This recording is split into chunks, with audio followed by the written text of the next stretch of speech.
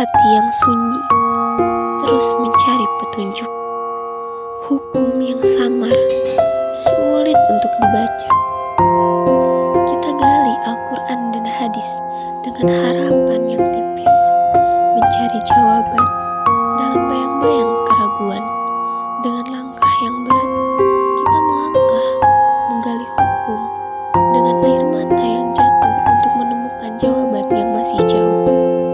Dalam kesendirian, kita terus mencari cahaya. Assalamualaikum warahmatullahi wabarakatuh. Halo semuanya, perkenalkan nama saya Rizva Nurjana dari jurusan Ilmu Hadis kelas 2A. Di sini saya akan menjelaskan tentang menggali hukum dari sumber aslinya untuk kasus-kasus baru. Boleh disimak ya.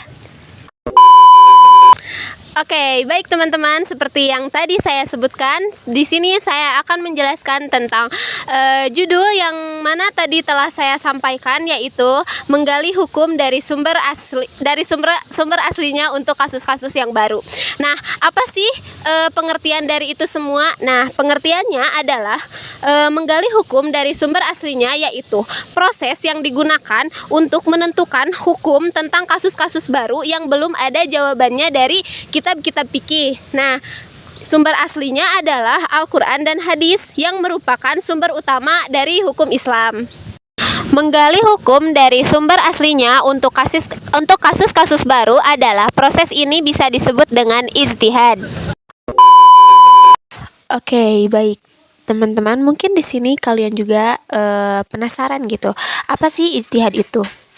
Nah, ijtihad adalah upaya seorang mujtahid ahli hukum Islam yang memiliki kemampuan untuk pengetahuan yang memadai untuk menafsirkan dan menggali hukum Islam dari sumber-sumber aslinya, seperti Al-Quran dan hadis, untuk menjawab pertanyaan-pertanyaan baru yang belum ada jawabannya dalam kitab-kitab fikih.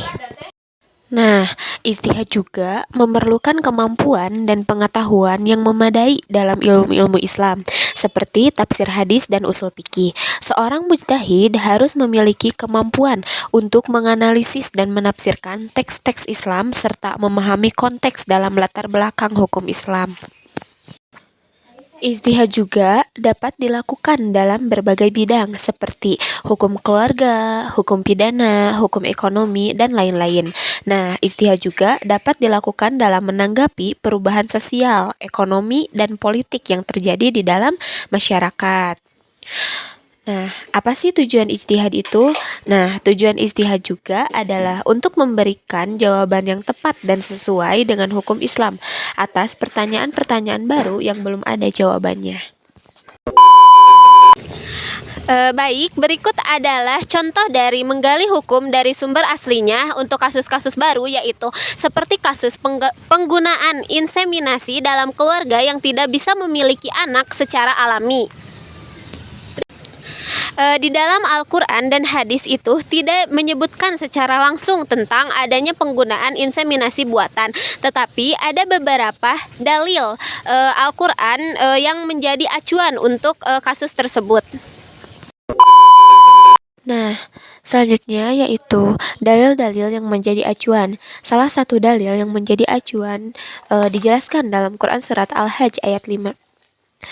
A'udzubillahi minasyaitonirrajim. Ya ayyuhan nasu in kuntum fi raibim minnal ba'si fa inna khalaqnakum min turabin summa min nutfatin summa min 'alaqatin summa min muhallaqatin wa ghairi muhallaqatin lanubayyina lakum. Artinya, wahai manusia, jika kamu meragukan hari kebangkitan, sesungguhnya kami telah menciptakan orang tua kamu, Nabi Adam, dari tanah.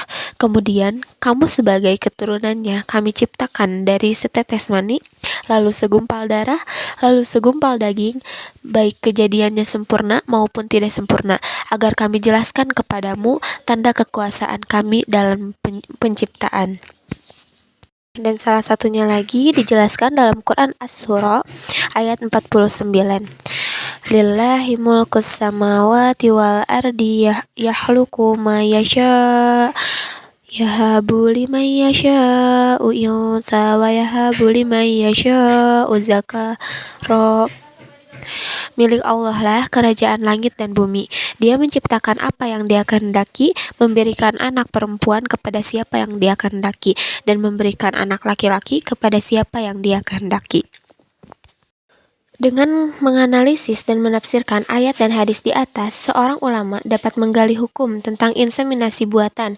Mereka dapat mempertimbangkan beberapa aspek seperti apakah inseminasi buatan dapat dianggap sebagai cara yang sah untuk memiliki anak, dan yang kedua yaitu apakah inseminasi buatan dapat membahayakan hak-hak anak yang dihasilkan atau tidak. Berdasarkan analisis dan tafsiran, seorang ulama dapat memutuskan bahwa inseminasi buatan diperbolehkan dalam Islam jika dilakukan dengan cara yang etis dan tidak membahayakan hak-hak anak yang dihasilkan.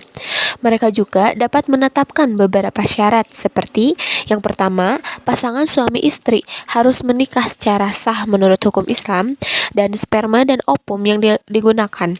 Proses inseminasi buatan harus dilakukan oleh ahli yang kompeten. Baik teman-teman, seperti yang tadi saya jelaskan dari awal sampai akhir. Tadi saya sudah menyebutkan salah satu contohnya gitu kan.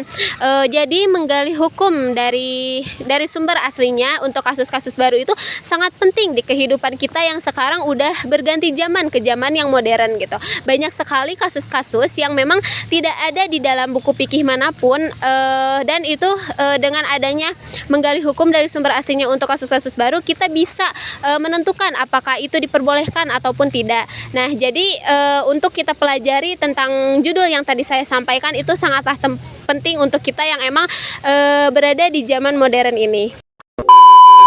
Oke, baik teman-teman, mungkin itu saja yang bisa saya jelaskan dan bisa saya sampaikan. Selebihnya mohon maaf apabila banyak kekurangan. Wassalamualaikum warahmatullahi wabarakatuh. Dadah.